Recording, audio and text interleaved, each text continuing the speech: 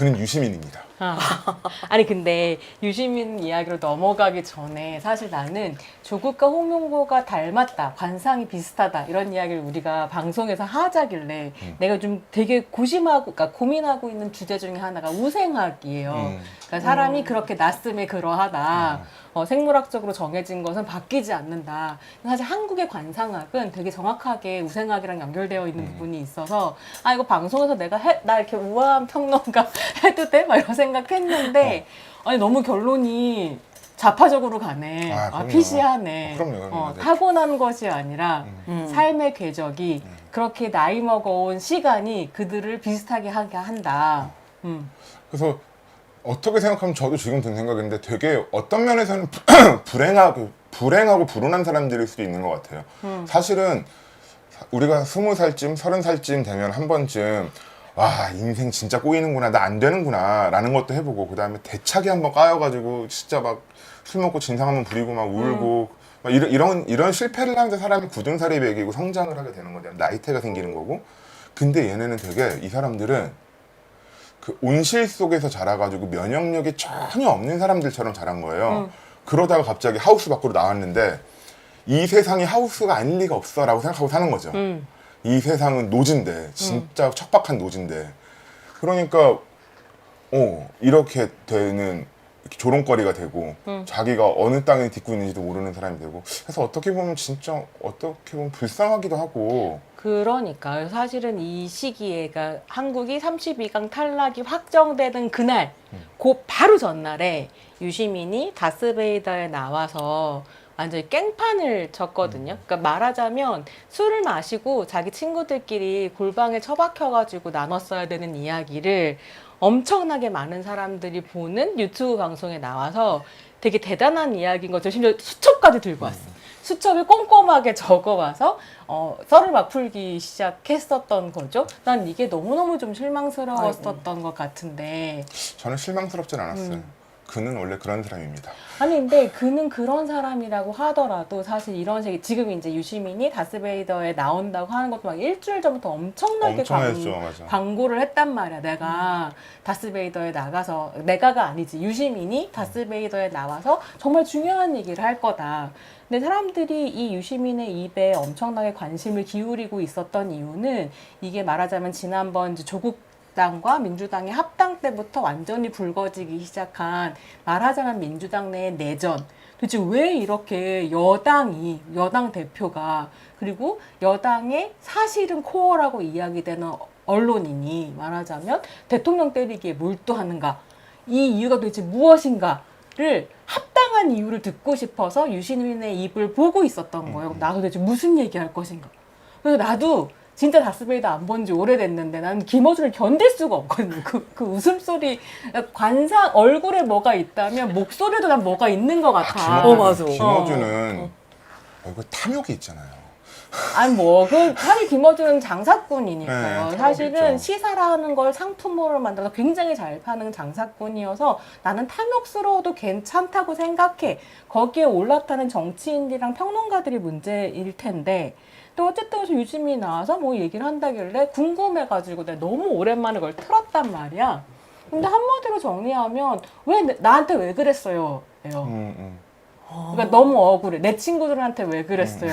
그래서 나는 그 김지훈 감독의 명작이 하나 있어요. 달콤한 인생이라고. 나한테 그랬어요. 말해봐요.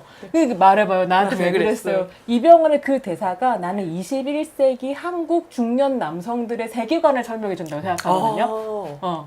근데 억울한 진짜 유시민 딱 그거예요. 그래서 도대체 왜 그랬을까 들어봤더니 첫 마디가 뭐였냐면, 내가 그러니까 유시민의 말은 아니야. 김어준이 그렇게 얘기하죠. 유시민은 40년이 걸려서 탄생한 평론가다로 포문이 열려요. 그래서 이 사람은 이렇게 오랜 세월 자기를 단련해서 이 정도의 말하면 전국구 건달로서 이 정도의 급이 되는 평론가로 성장했는데, 감히 니들이? 라는 게 이제 왜 유시민이 하는 말을 우습게 들어가 한쪽에 있고, 그 다음에 유시민의 말은 무엇이었냐면, 왜 인사를 하는데 이재명 대통령이 우리 친구 아니고 쟤네 친구들 뽑아다가 썼어? 가 거의 유일한 이유예요. 그거죠. 그러니까 이게 아까 조국과 홍명보 얘기할 때도 비슷했던 건데, 유시민이 거기서 했던 얘기가 철거민 얘기하잖아요. 그러니까 뭐 재개발, 재건축 얘기잖아요. 이게 이 비유 자체가 너무 웃긴 건데 그 건물의 재건축과 재개발 이러면서 뭐 용역 뭐 이런 비유가 나온다는 얘기는 그 건물주가 있고 세입자가 있다는 거잖아요. 도대체 이 정부에 혹은 그래 잘 민주당에. 봐줘서 민주당에 응. 건물주가 누구냐? 나야 나와 내 그러니까 친구들. 나라는 거잖아요. 응. 내가 적통이야라는 거잖아요. 응. 솔직히 공당에 그것도 정부 여당인 공당에 건물주라는 그 발상을 들이밀 수 있다라는 그 사람의 세계관이 너무 웃긴 거죠. 사실 그런데 더 웃긴 거는 그게 그런 게 설사 있다 치더라도 유시민과 노무현은 그 건물주를 쫓아내고 들어온 사람들이거든요. 동교동계를 쫓아내고 들어온 사람이잖아요. 유시민이 그 면바지 입고 가가지고 막 하고 막 이럴 때 당시에 그 권노갑 하나가 그 투 갑수에게 노무현이 박해받고 이럴 때 그거 공당에 건물주가 어디 있습니까? 막 이러면서 뭐 우리가 비주류지만 뭐 당원들의 뜻을 갖고 막 이런 거 하면서 간 거잖아요. 근데 왜 지가 건물주 행세를 하고 있지? 그러니까. 라는 생각이 들고 잠깐만 있어요. 그런 생각 들고 어. 다음에 우리 작가님 얘기 잠깐만 들어보자. 저요? 어. 되게 재밌게 듣고 있었는데. 네. 왜냐면 우리 사실 이 주제 고를 때부터 작가님이 그랬단 말이야. 나는 별로 할 말이. 잘 딱히 이랬는데 우리가 막 이거 얘기해요 하고 같이 왔는데 너무 오디오를 나누지 그래요? 않았다. 뭐 상관없는데 저 너무 재밌게 듣고 있었는데 약간 뭐랄까 그 내가 주인공이다라고 생각하는 공주님들만 있는 거대한 로맨스 판타지 세계관 이야기 스토리를 듣는 기분으로 되게 재밌게 듣고 있었거든요. 네. 그쵸, 다 되게 공주님 같아요. 공주님 같네요. 네. 여러분 왜 성별화 하는 거예요? 공주님. 죄송합니다. 공주님 말고 왕자님? 말고 왕자님 뭔가 너무 좀- 멋있어. 퀸. 퀸. 네. 나 그래 퀸 사실은 내가 퀸이야. 내가 퀸이다. 젠더 뉴트럴한 단어로서의 퀸. 그러니까 퀸들이 지금 네. 서로 머리를 들이밀고 이제 싸우고 있는 중인 근데 거지. 재밌는 거는 민주당의 진짜 적통은 응. 아니에요, 그들이. 사실 민주당은 명백하게 김대중의 당인데 그럼 적통은 사실 그에 가까운 거는 이낙연이야? 아니 박지원과 김민석이죠, 사실. 김민석은 그러네. 명백하게 DJ 픽이었고 뭐 그랬으니까. 그리고 중간에 뭐 노무현을 쳤던 거 왜냐면 노무현 어차피 적통이 아니니까 어디 강상희 법도가 지원한대라고 할 수 있는 거였죠. 그러니까 사실은 노무현 전 대통령의 죽음 이후로 엄청나게 부채의식을 가지고 있는 그 노무현의 친구들이 남아서 그 김대중, 노무현, 문재인으로 이어지는 어떤 적통의 계보를 쓰고 자기들의 서사 안에서 그리고 이제 문조털레유가 탄생을 하게 되는 셈인데 사실 문재인은 여기서 빠지고 싶어하는 사람이잖아요. 그 사람은 사실 아무 것에도 책임을 지지 않는 매우 정치인으로서 정말 너무 무능한 사람이어서 지금 이 판도 너무 싫은 거야. 그러니까 자기 문재인은- 책 팔고 맞아. 싶은데 막 국제도서관에 찾아오고 엄청나게 짜증냈다는 거 아니에요. 왜 나한테 이러냐고. 문재인은 또 잘생긴 원툴인데 응. 근데 나는 그런 생각이 들었어요. 그러니까 문재인 대통령 얘기를 할 건 아니지만 그냥 정치는 하고 싶어하는 사람한테 시켜야 된다. 이게 내 운명이다라고 말하는 사람한테 시키면 안 된다. 그래서 사실 이재명 대통령에 대해서 또 나중에 깐다면 얼마든지 깔 얘기들이 있지만 정치를 누가 잘하느냐 하면 이재명 기가 막히게 하는 사람. 진짜 잘한다고 생각해요, 저도. 어쨌든 그래서 다시 유시민 얘기로 돌아가 보면 네, 그래서 사실 저는 아까 작가님이 그린 그림 보다가 유시민 생각을 했어요. 이거 네. 좀 닮았. 역시 마찬가지로 같은 삶에 유시민도 얼마나 비슷한 그 공식이 있잖아요. 유시민도 그 고향 어디 예천인가 어디서 태어나서 경북에서 태어나서 서울대 가서 서울대에서 막 운동권의 에이스로서 커가지고 막 서울역 해군 이런 거 결정할 때도 자기가 막 뭐 입김을 냈다고 하고 막 뭐 그런 사람이어서 한 번도 이 사람도 실패 같은 걸 해본 적이 없는 사람이에요. 낙선이야 몇 번 했었지만 그것도 자기 정치적 자산으로 삼을 수 있는 사람이었고 이미 그건 나이가 먹은 다음이었고 몇 년 전이었는데 JTBC에서 신년 대담을 했었는데요. 거기에 나왔는데 거기 나온 사람이 6명 있었거든요. 6명 전원 경상도 출신의 서울대를 졸업한 50대 남자였어요. 유시민이 그 중에 일원이었고 그러니까 유시민은 한 번도 사회의 주류 밖에 있었던 적이 없었던 사람인 거죠, 사실은. 마찬가지로 늘 잘하고 똑똑하고 또 저 고등학교 때 항소유서 보고 약간 눈물이 그렁그렁해져가지고 저도 또 그렇게 20살이었으니까. 근데 또 그거 유명하잖아요. 먹지 깔고 일필휘주로 틀리면 안 되니까 아. 일필휘주로 썼다. 그 명문장을. 그러니까 엄청나게 명민하고 똑똑한 사람인 건 맞는 것 같아. 근데 그 항소이유서 얘기하니까 내가 생각나는 게 있는데 예전에 유시민 작가가 거꾸로 쓰는 한국사인가요? 한국 현대사 한 책인가? 그 책 이름이 갑자기 생각이 안 나는데 몇 년 전에 한 4, 5년쯤 전에 자기 이제 정치평론 안 할 거라고 은퇴를 선언하면서 자기의 유명한 역사책을 재정판을 낸단 말이에요. 그 북토크를 하러 갔었어.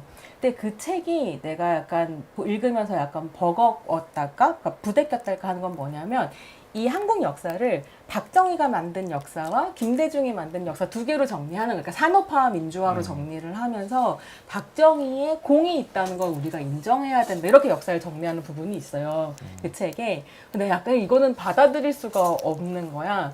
이제 물어봤단 말이에요. 내가 인생을 살면서 정말로 감동 깊게 읽었던 항소이유서가 두 개가 있었다. 하나가 유시민 작가님이 쓴 항소이유서였고 다른 하나가 김진숙 지도위원이 쓴 항소이유서였다. 그런데 김진숙 지도위원의 항소이유서를 읽으면 도저히 유시민 작가의 그러니까 그런 항소이유서를 쓴 유시민 작가가 이 엄혹한 독재의 시기를 경제적인 가치로 평가하는 이걸 받아들이기가 어렵다. 어떻게 생각하세요? 이렇게 여쭤봤단 말이야. 유시민 작가 답이 뭐였는 줄 알아요? 김진숙 지도위원은 자유주의자가 아니잖아가 답이었어요. 자기는 사회적 자유주의자이기 때문에 이게 다 된다는 거예요. 근데 내가 그 답을 딱 듣는 순간 깨달았어요. 아, 이 사람한테는 이데올로기적 선긋기밖에 없구나. 김진숙이 자유주의자인지 아닌지는 하나도 중요한 게 아닌 거예요. 이 투쟁에서.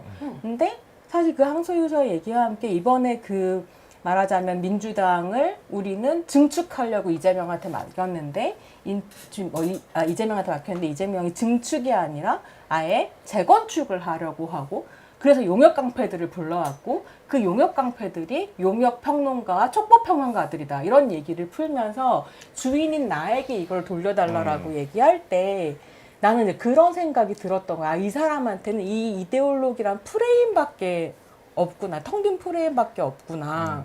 그러니까 이재명이 문제다라고 이야기할 때 이재명의 말하자면 정책이 뭐가 문제고 이게 민주당이 가려고 하는 어떤 이념과 맞지 않고 내가 꿈꿨던 그 세계가 아니고 이런 걸 난 사실 기대했던 것 같아요. 차라리 이렇게 싸우는 거라면. 그래서 이게 민주당 내에 진짜로 노선 투쟁이라면 제대로 노선의 투쟁을 했으면 좋겠다라고 생각했는데 그 허울과 이름이 너무 중요한 거지.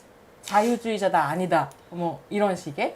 김진숙 지도 얘기 나오니까 조금 곁다리긴 하지만 노무현을 기억하는 방식에 대해서 저는 유시민이 가장 노무현답지 않은 태도들을 보인다고 생각했거든요. 노무현은 좀 약간 좀 그래도 동의하지 않았지만 낭만이 있는 사람이었다고 생각했어요. 그러니까 싸울 줄 아는 사람이었고 말씀하신 것처럼 나는 이래서 싸워야겠소, 나는 이래서 이걸 해야겠소라고 할 줄 아는 사람이었던 것 같은데 유시민은 지금 전혀 그러지 않아요. 그냥 이름만 들고 노무현의 관을 들고 싸우고 있는 거잖아요. 근데 반면에 김진숙 지도위원이 노무현 대통령 죽었을 때 쓴 그 편지가 있어요.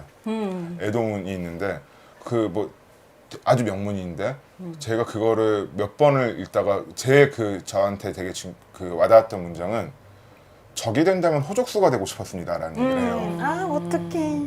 근데 저는 노무현도 그런 사람이었던 거라고 생각했거든요. 적이 된다면 호족수가 돼야지 내가 너랑 맞다이다이를 까야지 내가 막 이렇게 누구 이름 팔아가지고 등에 업고 이렇게 하진 않을 거야 라는 삶을 살았던 사람이라고 생각을 해서 유시민은 오히려 노무현의 이름을 팔고 있지 그가 갖고 있었던 가치 같은 것들을 내가 진짜 좋아하는 형이니까 내가 저거 닮아야지 이렇게 하는 사람은 아니다 라고 생각을 해요. 말씀하신 것처럼 유시민은 이데올로기가 텅 비어있는 사람이고 반면에 말씀하신 것처럼 동시 되게 영민한 사람이어서 말의 성찬을 만들죠. 그래서 그러니까 쓰기 좋은 말들 같은 것들을 오다 때리듯이 주는 거예요.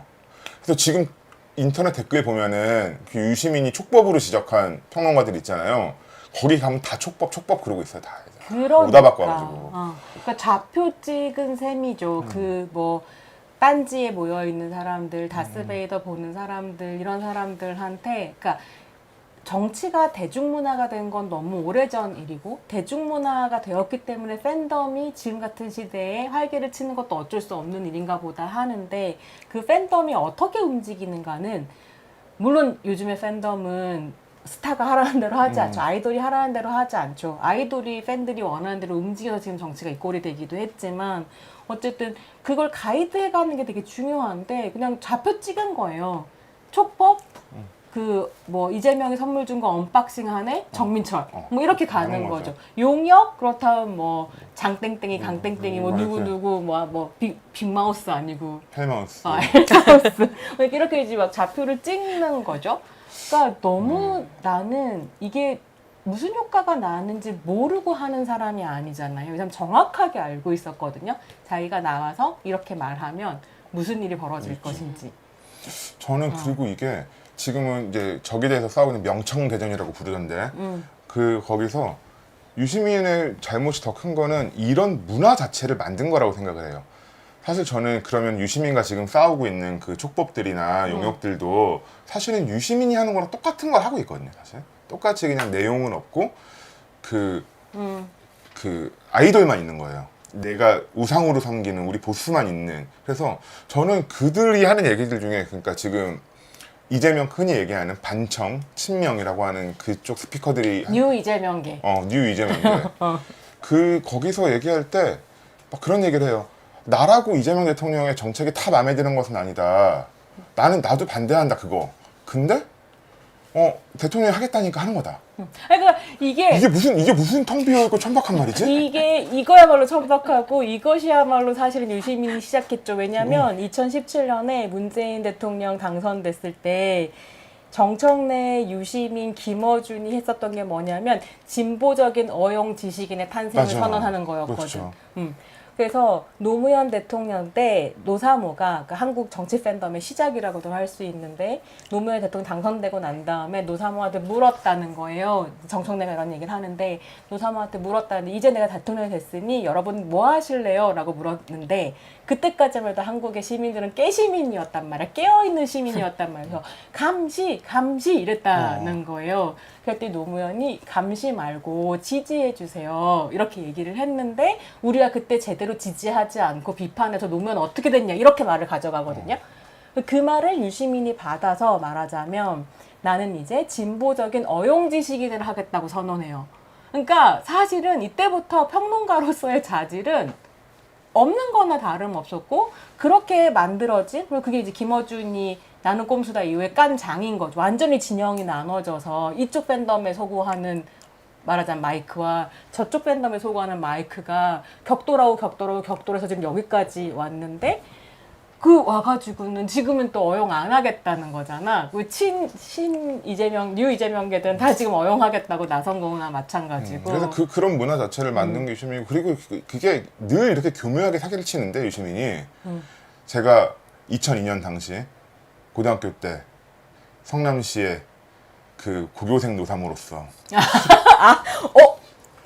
희망돼지도 보내고 나중에 내가 돌려달라고 편지도 보내고 그랬어요. 대출이 갔다 와가지고 충격받아가지고 우리 그랬는데. 같이 갔구나 대출이에요. 근데 그때 기억나는 게 노사모가 감시했던 것도 사실이고 노무현이 약간 그 지지를 해주면 더 좋죠 막 이런 걸 했던 것도 사실이고 근데 실제로 그 이후에 노사모는 엄청난 분화를 겪는데요.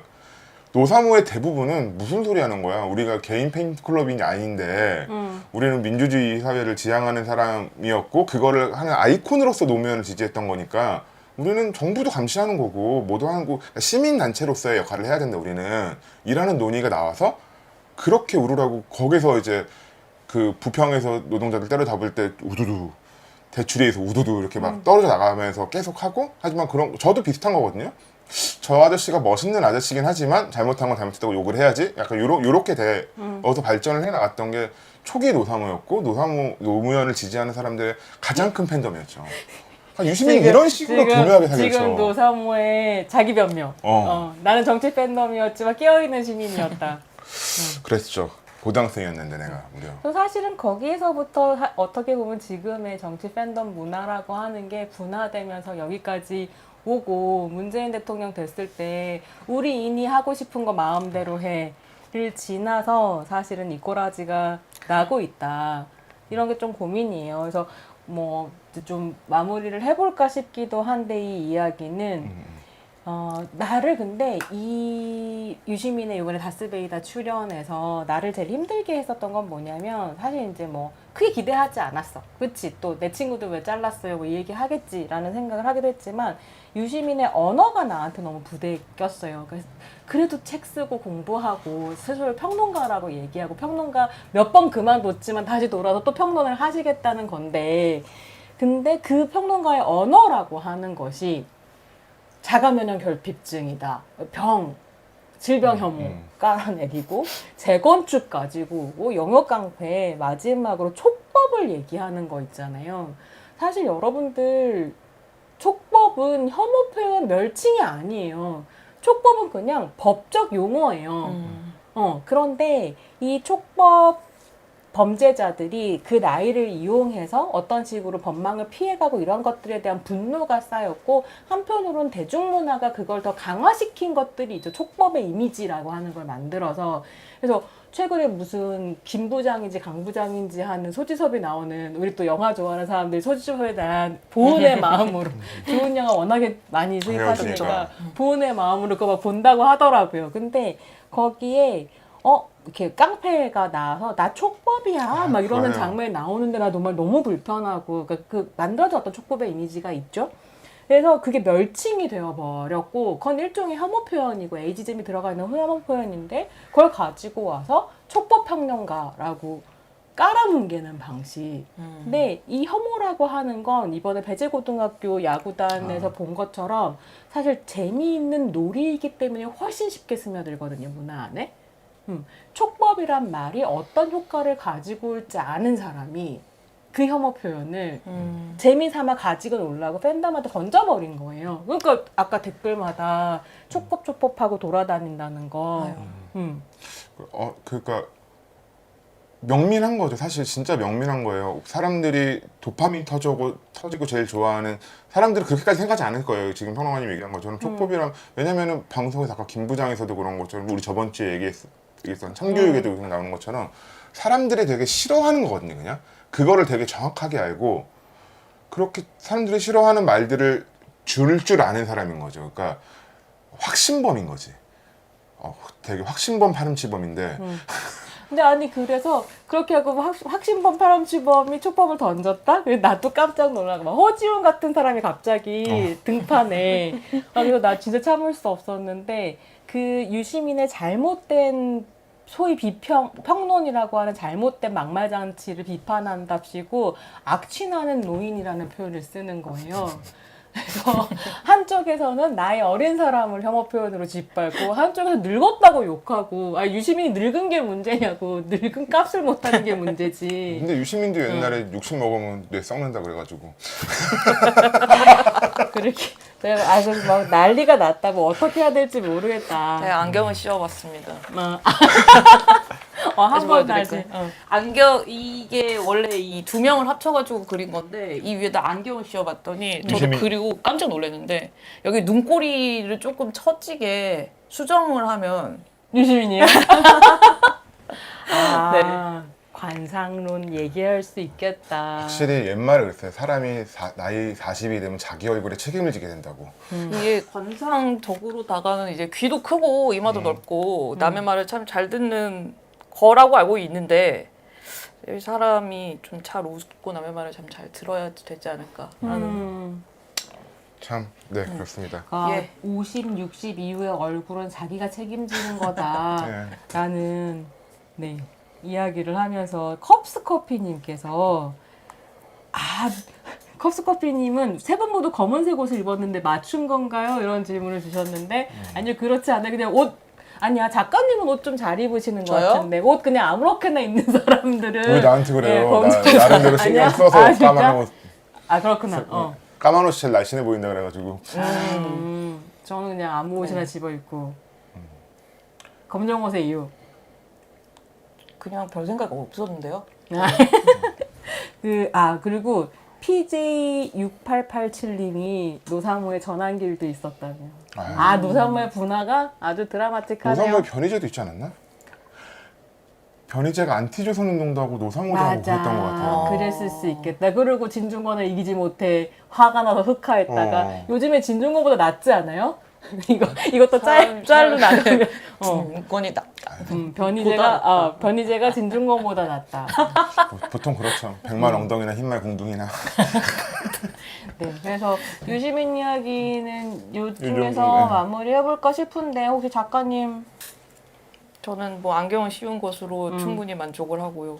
저거는 네. 내가 집에 가져갈 거다. 그래서 제가 갖고 있다가 우리 혹시 나중에 굉장히 채널이 커지고 MYU가 성만 유튜브 유니버스가 네. 엄청나게 성장을 하게 돼서 우리가 공개 방송 이런 걸 하게 되면 유시민을 초대 손님으로 모셔가지고. 아예 선물로 드리나요? 선물로 나는 아니야. 우리 구독자들께 드리려고 그랬죠.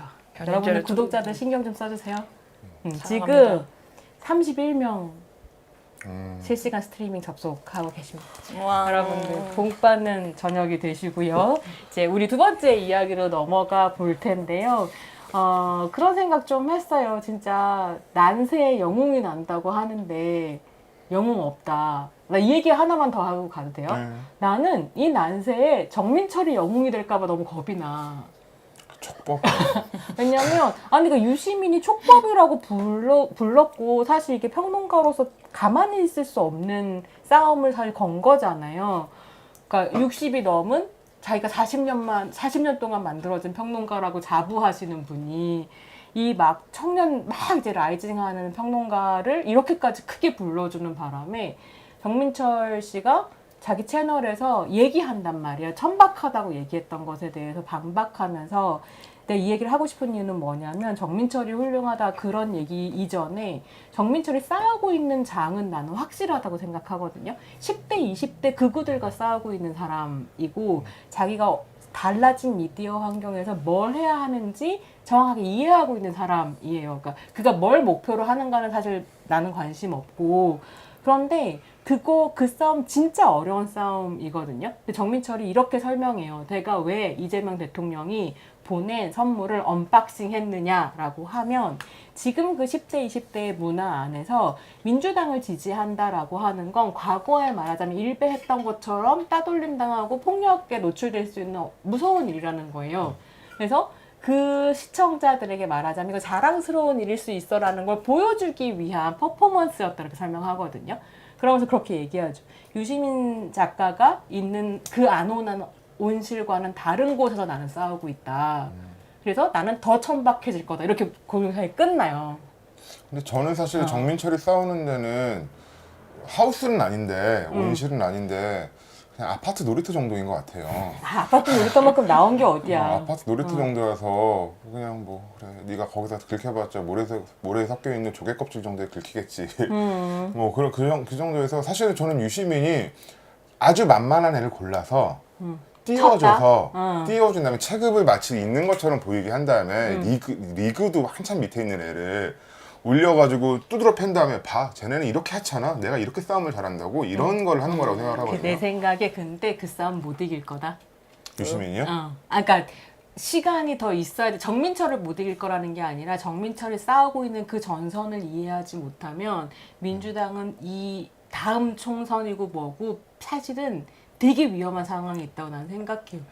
그래서 내가 그래서 청년들의 남성뿐만이 아니라 청년들의 우경화 극우화에 대해서 되게 열심히 이야기하는데 전선이 그렇게 간단하지 않을 거거든요. 뭐, 네. 저도 뭐 지금 이미 극우화 되고 있다가 아니라 이미 극우라고 생각을 하는데 화가 아니라 뭐 이 상황에서 뭐 저는 아직 그래도 어쨌든 역사의 정방향성을 믿는 편이라. 네, 자 그러면 그래서 사실 그래서 하고 싶었던 얘기는 난세에 영웅이 난다는데 도대체 영웅 어딨나 라면서 자연스럽게